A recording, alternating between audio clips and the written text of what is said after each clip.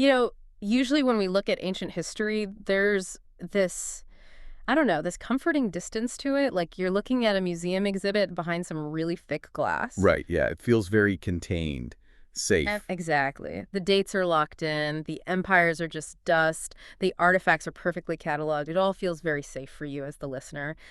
But then, well, then you read a 2,500-year-old manuscript from a captive in Babylon, and suddenly that glass just completely shatters. Because you realize you aren't looking at an artifact at all. You're actually looking at a blueprint. Yeah, a cosmic roadmap for the literal end of the world. I mean, the Book of Daniel isn't just history, right? It's this unveiling of the spiritual reality behind human politics. And today, on this deep dive, we are going to find out exactly where that roadmap leads. And that involves pulling back a massive curtain. Yeah. Because to really understand Daniel, you have to understand how God interacts with human history. We are looking at a text that was designed to literally shape the character of anyone living in what it calls the time of the end. Which sounds intense. It is. But there's a premise here that grounds everything we're about to discuss today. It's found on the prophet Amos, chapter 3, verse 7. It says, "Surely the Lord God does nothing, unless he reveals his secrets to his servants, the prophets." I love the tension in that phrase. God is pulling back the curtain for you, for the reader, to see what is actually happening behind all the geopolitical chaos. But I feel like if we're going to navigate this properly, we really have to talk about the genre first. Absolutely. We need a glossary of terms. Because when people hear the word apocalyptic, their minds immediately go to, Hollywood wastelands, zombies, dystopian survival bunkers, that kind of thing. Right. Yeah, it's unfortunate how pop culture has totally hijacked that word. The term actually originates from the Greek word apocalypsis. It has absolutely nothing to do with zombies. Thank goodness. Right. Literally translated, it just means an unveiling or a revelation. It's the act of exposing something that was intentionally hidden. So in biblical literature, apocalyptic writing uses these heavily symbolic visions to describe the final, ultimate end of human history and the establishment of God's eternal kingdom. Right, but I have to stop you there because I think this is where the academic wires get crossed for a lot of people. You hear scholars throw around the word eschatology, and they use it totally interchangeably with apocalyptic. But from what I'm looking at in the sources, treating those two terms as synonyms completely misrepresents the text. It absolutely does, yeah. The distinction is critical. So eschatology simply means the doctrine concerning the end. But the nuance lies entirely in what kind of end we are actually talking about. Okay, unpack that a bit. Sure. So the earlier biblical prophets, they dealt heavily in what we call national eschatology.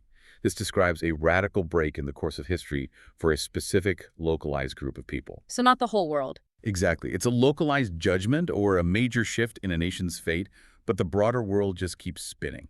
Okay, let's actually look at the mechanics of that because I've got the text right here.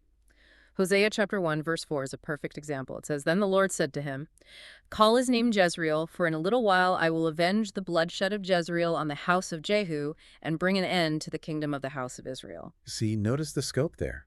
Bring an end to the kingdom of the house of Israel. That is a localized national end. The Assyrians will come in, the kingdom will fall, and it's a catastrophic break in their history. But Egypt, Babylon, Greece, they all just keep going. History doesn't stop. Right, and Amos does the exact same thing in chapter 8. He has this vision of a basket of summer fruit. The Lord asks him what he sees, and when Amos answers, God says in verses 2 and 3, "The end has come upon my people Israel. I will not pass by them anymore, and the songs of the temple shall be wailing in that day." And then he says, "Many dead bodies everywhere. They shall be thrown out in silence." Yeah, it's very grim. It really is. And Ezekiel hammers it even harder in chapter 7, right? He repeats the phrase almost obsessively in the first 4 verses. An end. The end has come upon the 4 corners of the land. Now the end has come upon you, and I will send my anger against you. It is terrifying language. Yeah. But again, it is entirely focused on a specific historical moment for one nation. It is the end of an era, not the end of the cosmos. Right. Apocalyptic literature completely breaks that mold. It doesn't describe the fall of a single kingdom to another human army. It describes the literal end of human history, the end of the world as we know it, followed by a miraculous divine intervention that establishes God's eternal kingdom. See this in Daniel 2, verse 44, where God sets up a kingdom which shall never be destroyed. And Revelation 21, verse 1, where John sees a new heaven and a new earth. Precisely. That is apocalyptic. So the way I kind of conceptualize this, tell me if this analogy works. It's the difference between getting a massive software update on your phone versus taking a literal hammer to the phone. Oh, I like that. Right. National eschatology is the software update. It changes your interface. It might break a few apps. It is a radical shift in your daily use. But the phone is still fundamentally the same phone. Apocalyptic is smashing the phone into dust and replacing it with a flawless, eternal machine that never needs charging. That is a brilliant way to look at it. The software update versus the entirely new, indestructible reality. And because that cosmic reality is so beyond our everyday human vocabulary, apocalyptic literature has to rely heavily on symbolism. Which isn't entirely new to the Bible, right? I mean, the biblical audience was already primed for symbols. Like in Isaiah chapter 5, verses 1 through 7, God uses a vineyard to represent Israel. He protects it, but it grows wild grapes. Yes, very classic imagery. And Ezekiel 37, the first 14 verses give us that terrifying but beautiful valley of dry bones. You know, skeletons wrapping in sinew and flesh to symbolize national restoration. Powerful visual. Yeah. And Zechariah chapters 1 through 6 has visions of flying scrolls and colored horses. So they were used to this. Exactly. The earlier prophets laid the groundwork. Daniel just takes those existing prophetic tools, the vivid, startling symbols, and he paints on a cosmic canvas. But to fully grasp this genre, we really need to understand a concept called cosmic dualism. Which sounds like a 1970s sci-fi novel. It really does. Yeah. But cosmic dualism is simply the presentation of two opposing personified forces operating in the universe, God and Satan. But we have to be incredibly careful here because outside of the Bible, ancient belief systems view this dualism very, very differently. How so? Well, in Persian Zoroastrianism or Manichaeism, the two opposing forces of light and darkness were seen as co-eternal and equal. They were locked in this endless cosmic stalemate, like a giant yin and yang. But the biblical view completely rejects that equality. Entirely. Jewish and Christian apocalypticism maintains a fierce, strict monotheism. Satan is presented not as a rival god, but as a fallen angel, a created being. He is decisively inferior to God. So the battle we see described in Daniel is very real, the casualties are real, but the final outcome is never in doubt for a single second. God is supreme. That's a crucial distinction. Now, this leads into a historical phenomenon that historians always bring up when we talk about this era. It's called pseudonymity. And I have to admit, when I first looked at how widespread this practice was, it made me look at these ancient texts with a whole lot of skepticism. That's a totally fair reaction. I mean, between 200 BC and 100 AD, there's an absolute explosion of Jewish apocalyptic writings. We have texts like the Apocalypse of Enoch, the Testament of Moses, the Revelation of Ezra, but the actual authors of these books were completely unknown. They were living centuries after those specific men had died. So to get an audience, they basically just hijack Moses's byline. They slap a famous ancient name on their manuscript to give it instant authority. It's like ancient ghostwriting, but in reverse. Precisely. And they were doing this because of intense, horrific trauma. In the 2nd century BC, the Jewish people were experiencing arguably their worst persecution to date under the Seleucid king Antiochus IV Epiphanes. Right. This wasn't just political subjugation. Antiochus tried to systematically eradicate the Jewish religion. He outlawed circumcision. He banned the Sabbath. He literally sacrificed a pig on the altar of the temple in Jerusalem. Oh, wow. The ultimate desecration. So you have this oppressed, brutalized population who realize their situation is completely hopeless on a human level. I mean, no political treaty or military uprising is going to save them. They realize they're fighting a spiritual war. Exactly. They were compelled to look beyond their current timeline. They needed a dramatic, miraculous intervention by God to set things right. So these anonymous writers produced these apocalyptic texts under false names to offer comfort to the people. Now here's where the critical scholarly world drops the hammer. They claim the book of Daniel is exactly the same thing. Right. This is the massive controversy, the Maccabean thesis. If the Jews were so desperate in the 160s BC, isn't it highly suspicious that a perfect, comforting prophecy suddenly, appears, claiming to be from a Babylonian captive 400 years earlier? That is the exact argument. And this skepticism actually goes all the way back to the 3rd century AD to a Neoplatonist philosopher named Porphyry. He was a fierce intellectual enemy of the early Christians, and he argued that Daniel was a blatant forgery. Modern historical critical scholars essentially adopted Porphyry's view. They argue the book was written by an unknown Jew during the reign of Antiochus Epiphanes. And to explain away the incredibly accurate prophecies of the rise and fall of Babylon, Medo-Persia, and Greece, they use a Latin term called vaticinia ex evento, which essentially means prophecies written after the event. Yes. They argue the author was just recording history that had already happened and dressing it up as predictive prophecy to make the book seem divine. It's like me writing a prophecy today about the rise of the internet and the 2008 financial crisis, backdating the manuscript to 1950 and saying, look at my incredible foresight. Exactly. Of course I got it right. I'm predicting yesterday's weather. And that makes an uncomfortable amount of logical sense if you view the text purely as a secular historian. So how does the traditional view, the view that the historical figure of Daniel actually wrote it in the 6th century BC, how does that view counter that kind of heavy skepticism? We counter it with the historical and archaeological record. Let's look at the community at Qumran, for example. These were the Essenes who lived by the Dead Sea and preserved the Dead Sea Scrolls. They were ultra-Orthodox, incredibly strict separatists. Manuscript discoveries at Qumran prove that they revered the Book of Daniel as canonical scripture in the 2nd century BC. Wait, which completely shatters the timeline of the Maccabean thesis. If this anonymous guy is literally writing the book in 165 BC during the Maccabean revolt, how does it instantly become canonized? It couldn't. The timeline is impossible. For a book to be accepted as divine canonical scripture by an isolated hyper-conservative sect like the Essenes, it had to have been circulating and venerated for centuries. You don't just hand a brand new political pamphlet to the Essenes and have them immediately file it next to the Torah. Right, they'd laugh you out of the desert. Exactly. Furthermore, we have the witness of Flavius Josephus, the famous 1st century Jewish historian. He explicitly names Daniel as a historical figure, one of the noble Hebrew children taken by Nebuchadnezzar, alongside Shadrach, Meshach, and Abednego. And we cannot ignore the internal claims of the text itself. The book aggressively, repeatedly claims to be the first-hand account of a man named Daniel living in Babylon. Just look at Daniel chapter 7, verses 1 and 2. In the first year of Belshazzar, king of Babylon, Daniel had a dream. Then he wrote down the dream. Daniel spoke, saying, I saw in my vision. Then down in verse 15, I, Daniel, was grieved in my spirit. I mean, it never breaks character. It is persistent throughout the entire second half of the book. Yeah, Daniel 8, verse 1. A vision appeared to me, Daniel. Daniel 9, verse 2. I, Daniel, understood by the books the number of the years specified by the word of the Lord through Jeremiah the prophet. Daniel 10, verse 2. In those days, I, Daniel, was mourning 3 full weeks. And right at the end, Daniel 12, verse 4. But you, Daniel, shut up the words and seal the book until the time of the end. The author is practically shouting his identity. He really is. Yeah. And then the ultimate endorsement comes from Jesus Christ himself. In Matthew 24, verse 15, Jesus is warning his disciples about the future, and he says, Therefore, when you see the abomination of desolation spoken of by Daniel the prophet standing in the holy place. Wow. He doesn't say spoken of by an anonymous Jewish writer. Jesus does not call him an anonymous, pseudonymous fiction writer. Yeah. He calls him Daniel the prophet. That is the testimony of Christ. Okay, so theologically and traditionally, the defense is incredibly strong. But what about the hard data? Because critics love to point out what they call historical errors in the text to prove the author was a 2nd century fraud who didn't actually know Babylonian history.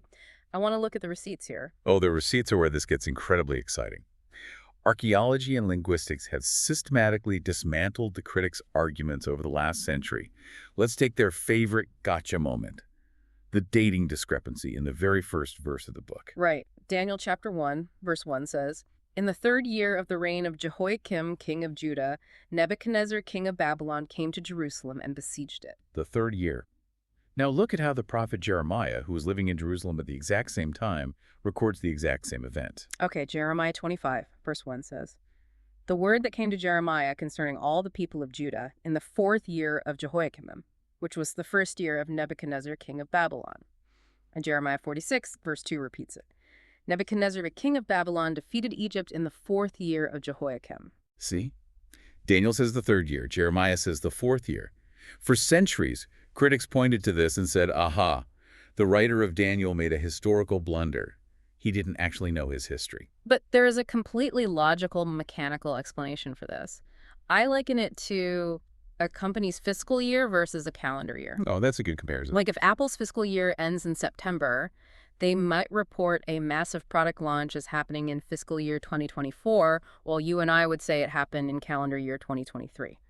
We are describing the exact same event on the exact same day, but we are using completely different regional accounting methods. And that is exactly what we found in the ancient Near East.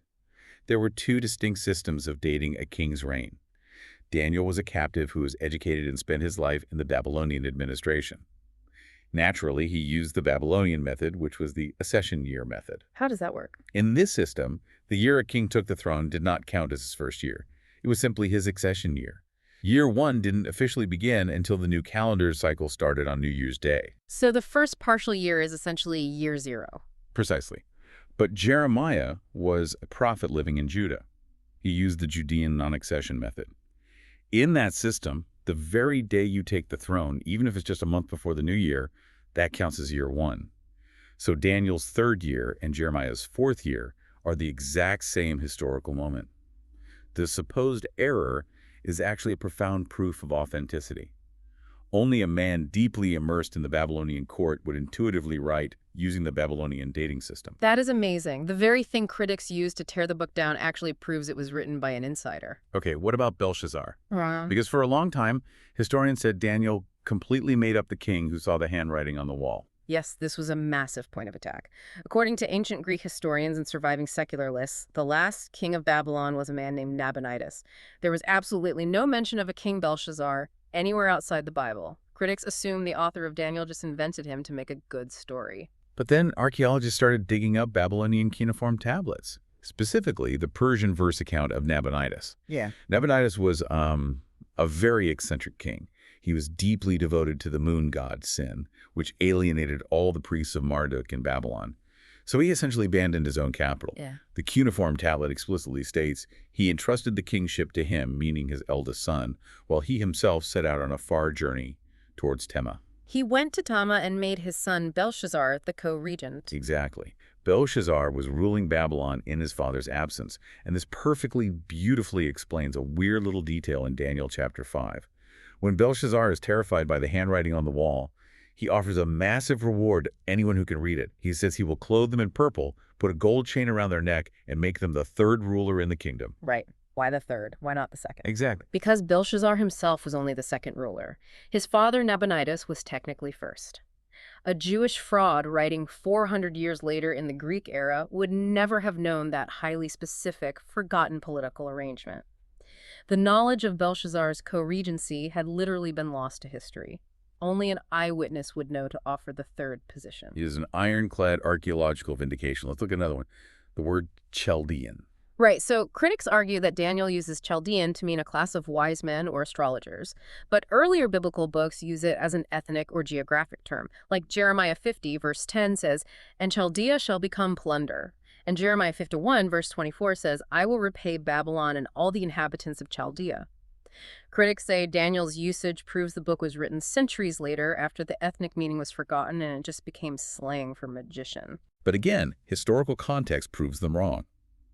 Originally, yes, the Chaldeans were a group of tribes in Lower Mesopotamia who founded the Neo-Babylonian Empire.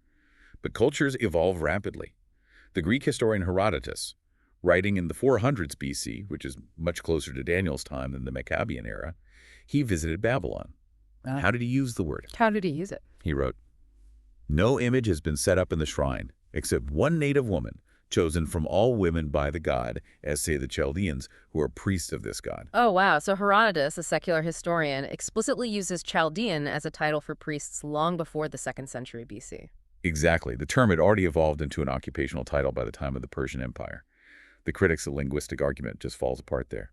And speaking of linguistics, the actual languages used in Daniel are perhaps the strongest proof of its origin. This book is unique because it's bilingual, right? It switches languages right in the middle. It starts in Hebrew, the language of the Israelites. We see Hebrew all the way back in Genesis 31, verse 47, where Jacob calls a heap of stones Gilead, meaning a heap of witness. But then in chapter 2, Daniel just shifts into Aramaic. Right. Aramaic was the language of the Arameans, or Syrians. It has deep roots in Israel's history. Deuteronomy 26, verse 5 even says, "A wandering Aramean was my father," referring to the patriarchs. You also see references to these regions in Genesis 25, verse 20, and chapter 28, verses 2 through 5. But by the 6th century BC, Aramaic had become the lingua franca of the ancient world. It was the international language of commerce, diplomacy, and the Babylonian court. It was basically the English of the ancient Near East. Precisely. And scholars have analyzed the specific type of Aramaic Daniel uses. It is called Imperial Aramaic, and it dates firmly to the 700 to 300 BC window. In fact, it is structurally identical to the Aramaic found in the Elephantine papyri, which are documents written by a colony of Jewish mercenaries living in Egypt in the 5th century BC. Okay, so the dialect matches the older era. Yes. If Daniel were written in the 2nd century BC, the Aramaic would look drastically different. It would be Middle Aramaic. But I've heard critics say, well, what about the Persian and Greek words? Doesn't the presence of Greek words prove it was written after Alexander the Great conquered the world? There are about 20 Persian words in Daniel, almost all related to government administration and law. But think about Daniel's biography. He lived through the fall of Babylon and served as a high-ranking official under the Persian Empire for years. It is entirely expected that he would absorb Persian administrative terms. As for the Greek words, there are exactly 3. Just 3. And what are they? They are the names of musical instruments in Nebuchadnezzar's orchestra in chapter 3. The kitara, which is a lyre, the psalterion, a harp, and the symphonia, a bagpipe. Critics pounced on these, but archaeological evidence shows extensive Greek trade routes throughout the Near East stretching into Babylon long before the 6th century. Greek mercenaries fought for Babylon. Greek musicians were traded as slaves. Instruments and their native names traveling along trade routes to the greatest city in the world is not proof of a late date, it's just proof of international commerce. Makes total sense. So layer by layer archaeology, dating systems, lost kings, linguistics, the text just continually defends itself. But the language shift from Hebrew to Aramaic isn't just a linguistic timestamp, is it? It actually serves a structural, almost architectural purpose. And I really want to dig into this because this blew my mind when I read it. Oh, it is the hidden genius of the book. Chapters 2 through 7 are the Aramaic section. And they are not just placed together chronologically. They form a mathematically precise literary structure called a chiasm. A chiasm. Named after the Greek letter chi, which looks like an X. It's an inverted parallelism. It's basically a literary sandwich where the outer layers match, the inner layers match, and they all point to a specific central climax. Let's trace it, because it is beautiful. We start with the outer layer, A and A prime. Okay. A is chapter 2, the prophecy of Nebuchadnezzar's great metal image, representing the rise and fall of 4 earthly empires, ending with God's eternal kingdom. This perfectly mirrors A prime at the end of the Aramaic section, which is chapter 7. Daniel's vision of 4 terrifying beasts representing the exact same rise and fall of 4 earthly empires, ending with the heavenly judgment. So the prophetic outlines bracket the section. Then we move one layer inward to the historical narratives. B and B prime. Let's see, B is chapter 3, the fiery furnace. God's faithful servants refuse to bow to an idol. They face a state-sponsored death decree and are miraculously delivered. Right. This mirrors B prime, which is chapter 6, the lion's den.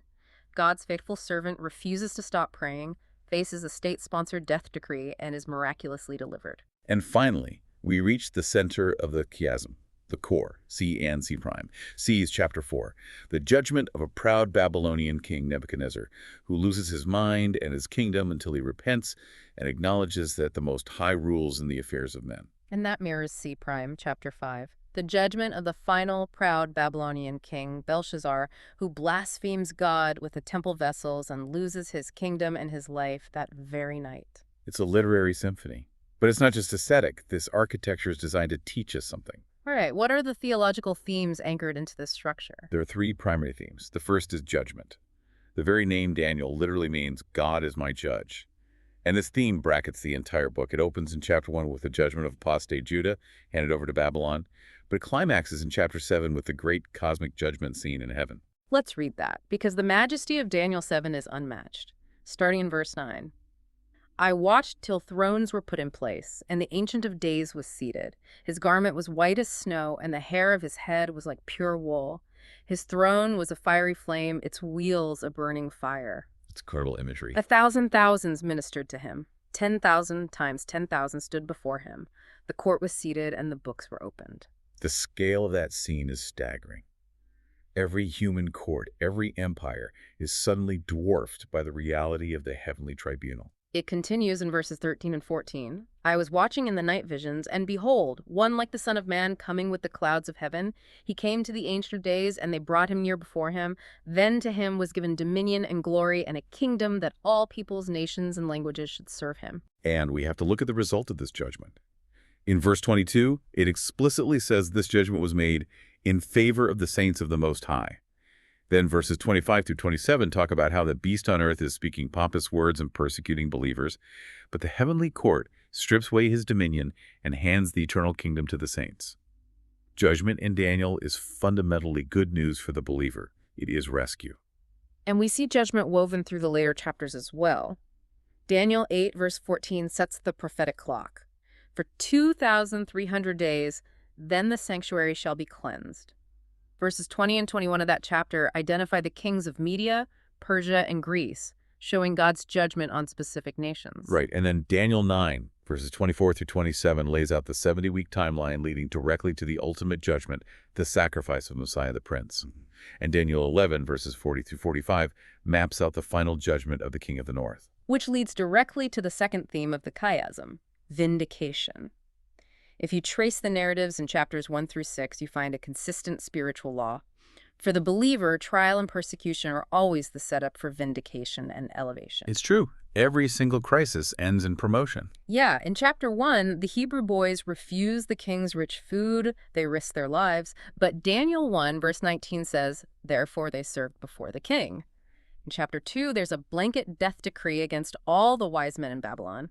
Daniel 2, verse 13 says the executioners were coming for them. Literally at the door. Yeah. But Daniel prays, gets the interpretation, gives God the glory, and verse 38 says God made him ruler over wherever the children of men dwell. And verse 49 says, Daniel petitioned the king, and he set Shadrach, Meshach, and Abednego over the affairs of the province of Babylon. But Daniel sat in the gate of the king. And the fiery furnace in chapter 3 ends with the king promoting them in verse 30. The insanity of Nebuchadnezzar in chapter 4 ends in verse 34, with his reason returning and his kingdom firmly reestablished because he finally blessed the Most High. Even in chapter 5, verses 27 through 30, on the night Babylon falls, Daniel is elevated to the third ruler. And of course, the lion's den in chapter 6 ends with Daniel's enemies destroyed, and verse 28 declaring, so this Daniel prospered in the reign of Darius and in the reign of Cyrus the Persian. Which perfectly illustrates the third overarching theme, God's absolute rulership. Earthly kings strut around thinking they are the architects of history. But Daniel 2, verses 21 and 22, pulls back the curtain. He changes the times and the seasons. He removes kings and raises up kings. He reveals deep and secret things. He knows what is in the darkness, and light dwells with him. God is the one pulling the strings. That is the philosophy of the history in the book of Daniel. Human chaos is superseded by divine control. And as a Christian looking back at this text, the most beautiful part of this entire architecture is that Jesus is at the absolute dead center of every single chapter. I mean, just look at it. In chapter 2, he is the stone cut without human hands that crushes the empires of dust. In chapter 3, he's the fourth man walking with the persecuted in the fiery furnace. Yes. In chapter 7, he is the Son of Man approaching the Ancient of Days to receive the kingdom. In chapter 8, he's the Prince of the Host. In chapter 9, he is explicitly named as Messiah the Prince, who is cut off for the sins of the people. And in chapters 10 through 12, he is Michael, the great prince who stands up to deliver his people. He is the interpretive key to the entire book. Without him, the book is just a terrifying list of wars and beasts. With him, it is a roadmap to rescue. But that raises a fascinating historical paradox. If this book is so profoundly prophetic and so mathematically brilliant, why is it categorized differently in modern Bibles? In English Bibles, Daniel is grouped with the major prophets like Isaiah and Jeremiah, but in the Hebrew Bible, the Tanakh, Daniel is not in the prophets section. He is in the Ketubim, which translates to the writings. And critics have weaponized this. They argue that the Hebrew canon was closed in 3 stages: the law, then the prophets, then the writings. They claim that because Daniel is in the writings, it proves the book was written so late in the 2nd century BC that the prophets section was already closed and locked. So the rabbis had no choice but to shove Daniel into the catch-all category of the writings. It sounds plausible on the surface, but is that historically accurate? Not at all. The research of Klaus Koch, who is actually a historical critical scholar himself, has shown that Daniel was originally considered a prophet by the ancient Jewish community. The evidence is overwhelming. The Septuagint, the Greek translation of the Old Testament made centuries before Christ, places Daniel squarely among the prophets. The Dead Sea Scrolls from Qumran explicitly call him Daniel the prophet. Josephus categorizes him as a prophet. Jesus calls him a prophet. So the ancient consensus was 100% that Daniel was a prophet. Why did the later rabbis demote him to the writings? Koch points to the devastating political climate of the 1st and 2nd centuries AD. The Jews engaged in massive suicidal revolts against the Roman Empire, the First Jewish-Roman War in 66 AD, and the Bar Kokhba revolt in 132 AD. And what was fueling this revolutionary fervor?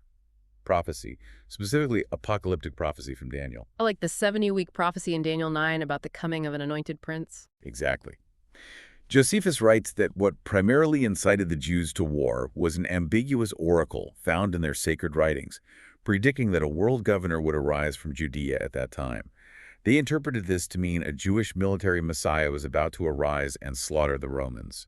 Though Josephus famously flipped the script to save his own skin and claimed the oracle was actually predicting the Roman general Vespasian, who just happened to be in Judea when he was declared emperor. Right. But the damage was done. The apocalyptic fervor, fueled by misreading Daniel, led to the utter destruction of Jerusalem, the burning of the temple, and the slaughter of hundreds of thousands of Jews.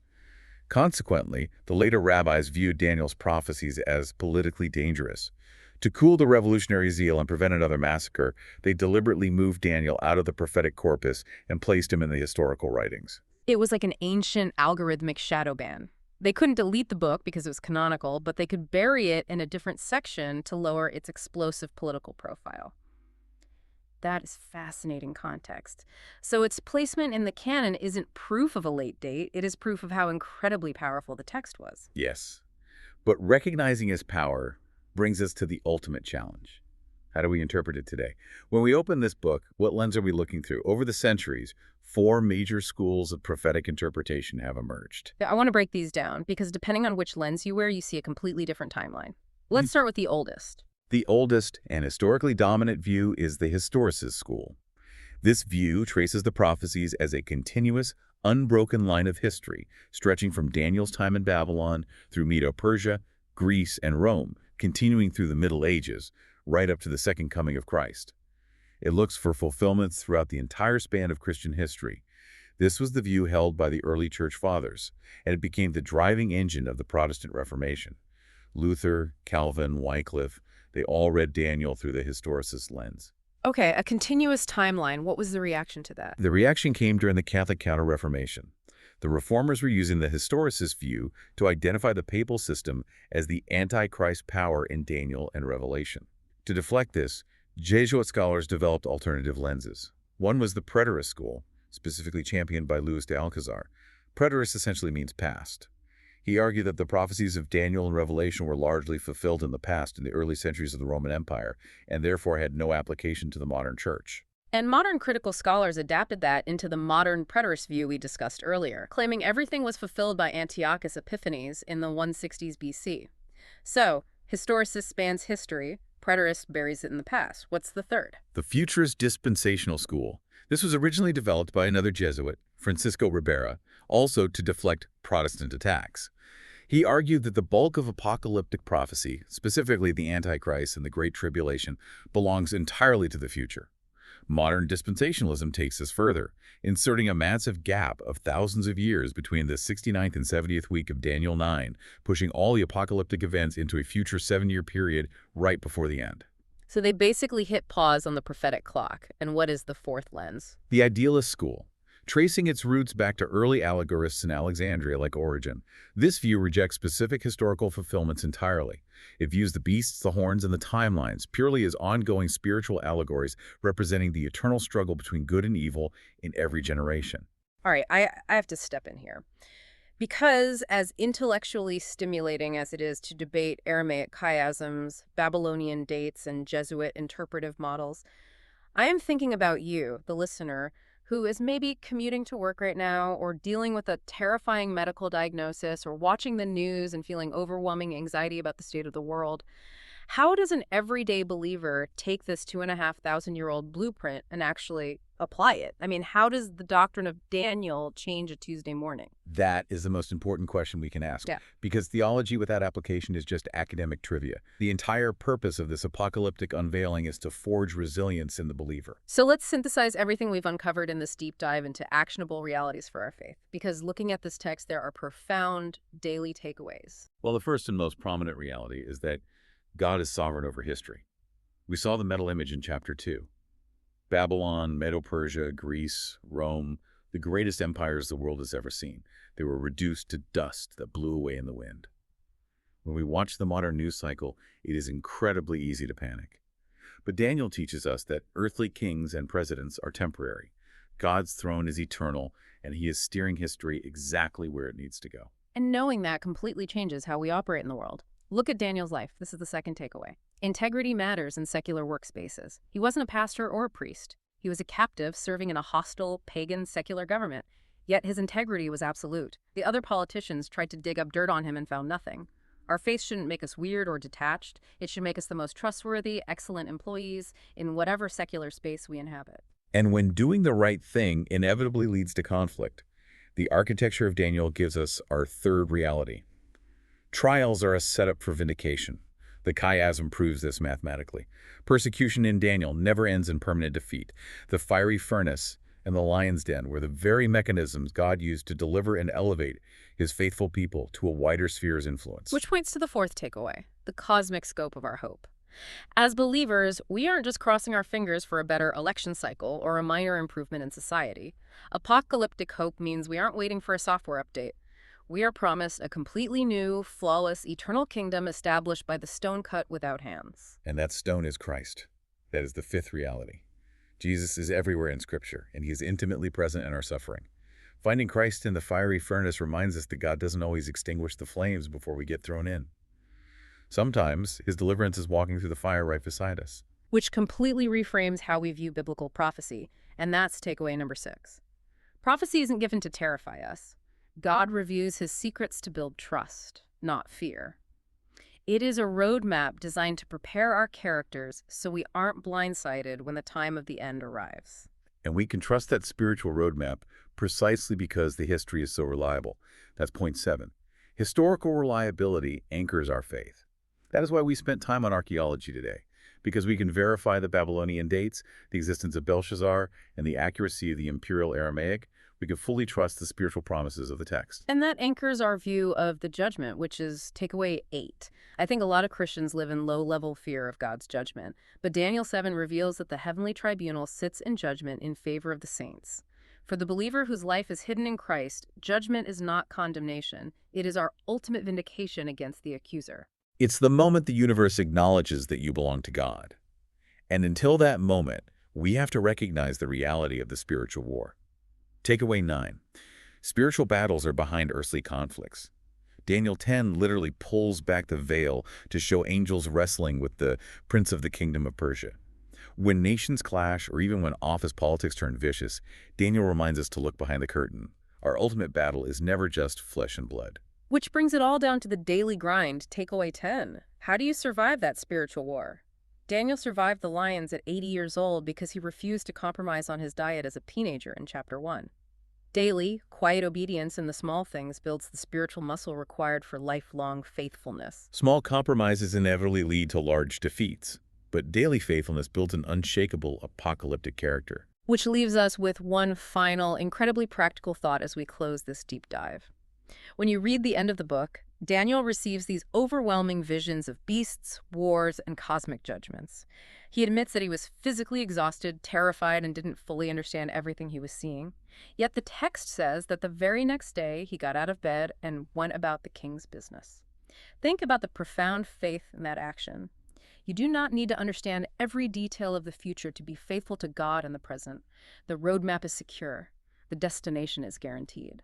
So the question for you today is, what is the king's business you need to attend to right now, in your workplace, in your home, with uncompromising integrity? Thank you for joining us on this conversation. We encourage you to open the book of Daniel for yourself, not as a dead history book, but as a living revelation, and discover the profound architecture of God's grace. Keep diving deep, keep asking the hard questions, and we will see you on the next deep dive.